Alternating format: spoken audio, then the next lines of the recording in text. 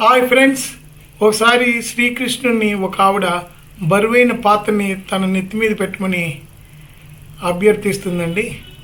అయితే శ్రీకృష్ణుడు వినిపించుకోకుండా వెళ్ళిపోతాడు. మళ్ళీ ఆవిడ ఏదో కష్టపడి తనే అది మోసుకుని ఇంటికి వస్తుంది.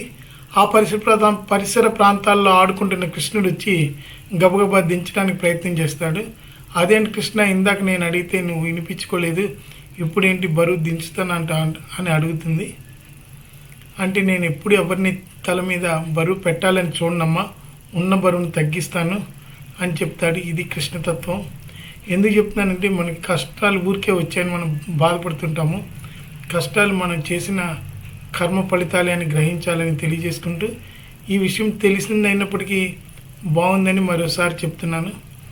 మరో వీడియోలో కలుసుకుంటాను తెలియజేసుకుంటూ సెలవు తీసుకుంటాను. బై.